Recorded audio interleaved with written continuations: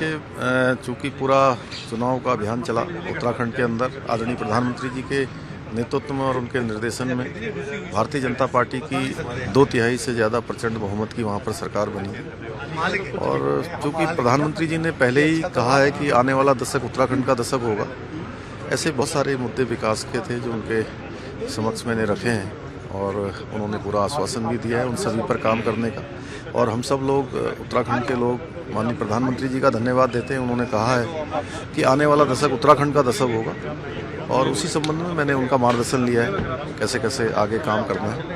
Uniform civil code को लेकर मैंने 12 फरवरी 2022 को एक संकल्प उत्तराखंड की देवतुल्य जनता के सामने रखा था कि नई सरकार के गठन होते ही हम यूनिफॉर्म सिविल कोड को लेकर एक उच्च स्तरीय कमेटी का गठन करेंगे, जिसमें स्टेक होल्डर्स को रखेंगे, विधि विशेषज्ञों को रखेंगे और समाज के ऐसे लोग जिनका लंबा अनुभव होगा, उन सभी को मिलाकर एक कमेटी का गठन करेंगे और कमेटी एक ड्राफ्ट बनाएगी और उस ड्राफ्ट के आधार पर ही जो है उत्तराखंड के अंदर यूनिफॉर्म सिविल कोड को हम लागू करेंगे। उस पर हम कार्रवाई कर रहे हैं। हमने पहली कैबिनेट में उसको कैबिनेट नोट हमने उसका बना दिया है और उस पर आगे काम चल रहा है। नहीं, कोई विवाद जैसी स्थिति नहीं है। उत्तराखंड राज्य हमारा जो है दो अंतर्राष्ट्रीय सीमाओं से लगा हुआ राज्य है।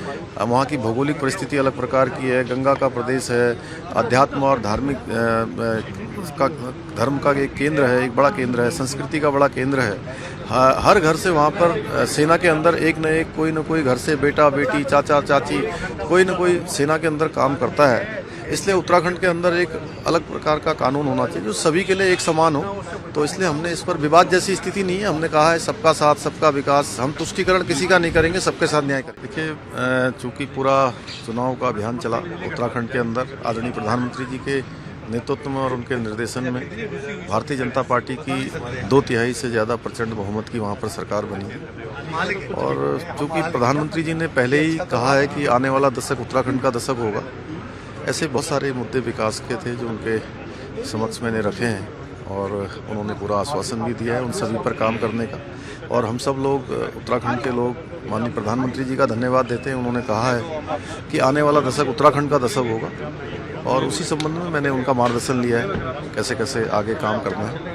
यूनिफॉर्म सिविल कोड को लेकर मैंने 12 फरवरी 2022 को एक संकल्प उत्तराखंड की देवतुल्य जनता के सामने रखा था कि नई सरकार के गठन होते ही हम यूनिफॉर्म सिविल कोड को लेकर एक उच्च स्तरीय कमेटी का गठन करेंगे, जिसमें स्टेक होल्डर्स को रखेंगे, विधि विशेषज्ञों को रखेंगे और समाज के ऐसे लोग जिनका लंबा अनुभव होगा, उन सभी को मिलाकर एक कमेटी का गठन करेंगे और कमेटी एक ड्राफ्ट बनाएगी और उस ड्राफ्ट के आधार पर ही जो है उत्तराखंड के अंदर यूनिफॉर्म सिविल कोड को हम लागू करेंगे। उस पर हम कार्रवाई कर रहे हैं। हमने पहली कैबिनेट में उसको कैबिनेट नोट हमने उसका बना दिया है और उस पर आगे काम चल रहा है। नहीं, कोई विवाद जैसी स्थिति नहीं है। उत्तराखंड राज्य हमारा जो है दो अंतर्राष्ट्रीय सीमाओं से लगा हुआ राज्य है।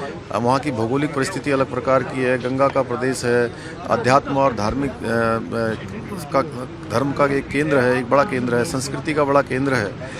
हर घर से वहाँ पर सेना के अंदर एक न कोई घर से बेटा बेटी चाचा चाची कोई न कोई सेना के अंदर काम करता है। इसलिए उत्तराखंड के अंदर एक अलग प्रकार का कानून होना चाहिए जो सभी के लिए एक समान हो। तो इसलिए हमने इस पर विवाद जैसी स्थिति नहीं है। हमने कहा है सबका साथ सबका विकास, हम तुष्टीकरण किसी का नहीं करेंगे, सबके साथ न्याय करेंगे।